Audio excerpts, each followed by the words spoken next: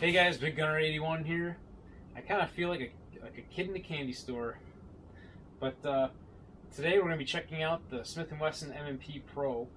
This one is also on loan from us, from one of our YouTube subscribers, Bruce, actually one of our very first YouTube subscribers, who was so gracious to lend this to us and check it out today. So we're going to do a little bit of an unboxing video here and kind of take a look at it and kind of some first impressions, kind of see what it comes with and some of the features and things like that. And then maybe at a later time I'll get it out to the range and we'll kind of give you a little bit of a range report on it from there on. Anyhow, let's check it out. So let's go ahead and take a look inside the case and see what all is included here with the M&P Pro. And again, this is the 9mm version of the Smith & Wesson M&P Pro. The Pro has a 5-inch barrel on it. Well, it only comes with 2 magazines, and let's take a look and see what they are. Looks like they're 17 round magazines. At least that's what this is marked here, on it. So 2 17 round mags.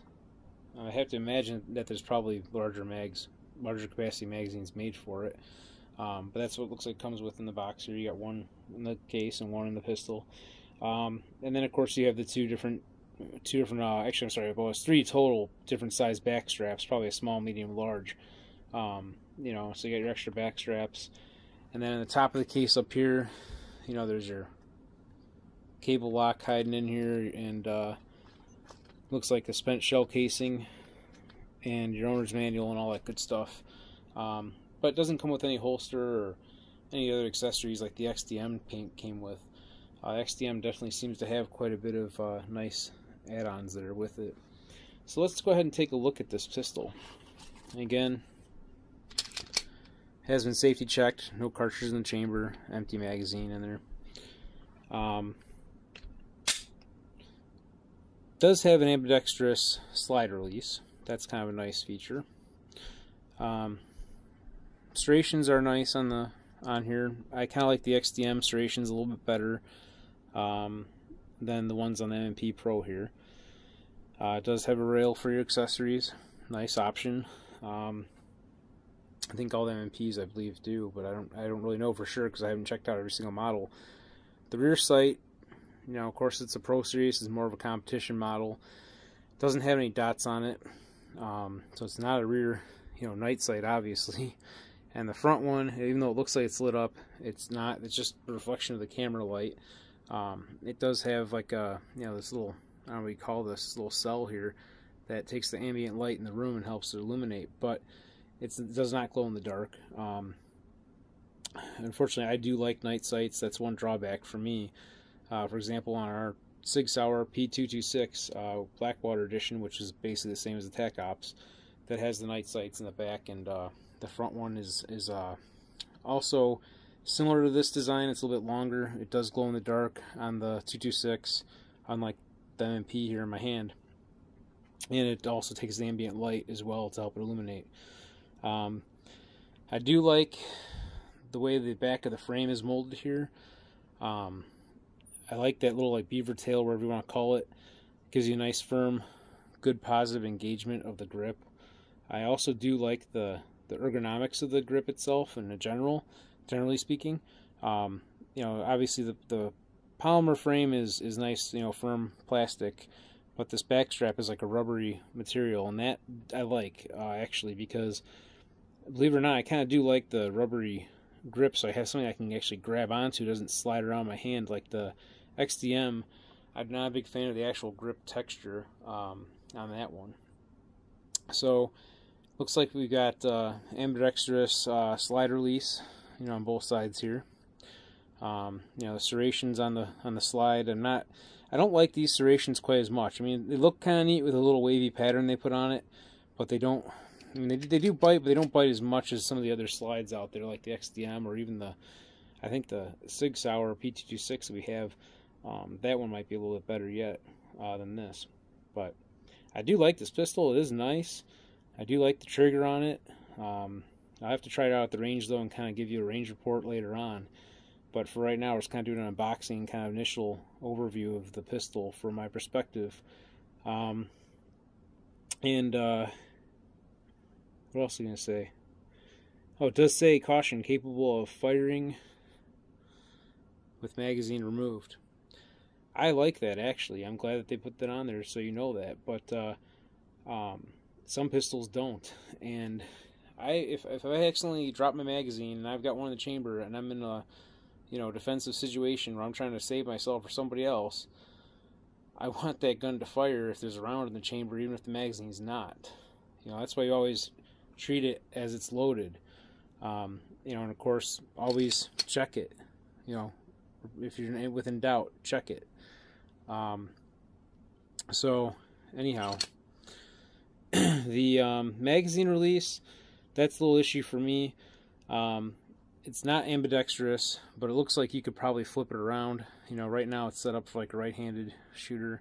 I think I would flip it around, believe it or not, even though I'd shoot right-handed and am right-handed, because I just have a much better time being able to release that magazine with my trigger finger versus trying to release it with my thumb. Or if they make an extended mag release, maybe I could do that with my thumb, but trying to reach around this grip and push it, I can do it, but I have to change my position of the grip completely. As we're on the other side, I can pretty much keep it and pull my trigger finger back far enough to do that. So I probably, if I ever purchase one of these pistols, I'll probably flip that mag release around. That's just personal preference. And of course, got our takedown lever for taking the slide off and all that stuff. But yeah, again, these are 17 round magazines.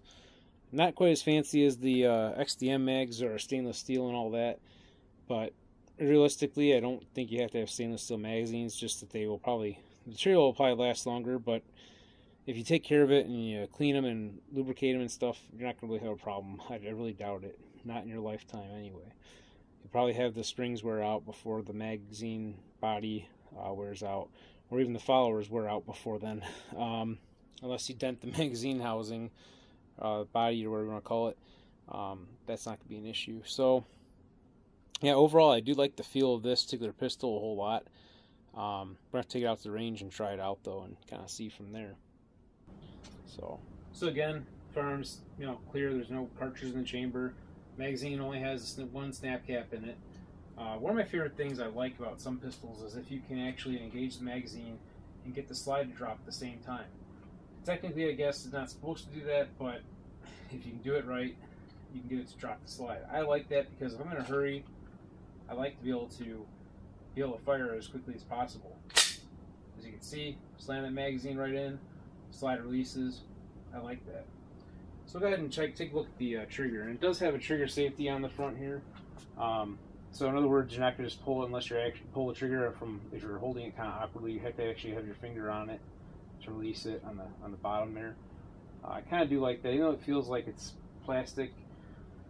It is what it is. I'm not as much of a fan of polymer framed pistols as I am like steel, aluminum frame, wherever it is they make them out of, besides polymer, metal framed pistols. But I do actually like this one overall. The biggest drawback for me at this point with it, I would say, is the sights. I'm sure the sights work great during the day, but I like to also have the night sights as well on there. So let's go ahead and check out that trigger pull on it. Just kind of see right there, the trigger stops, and then you go ahead and pull it.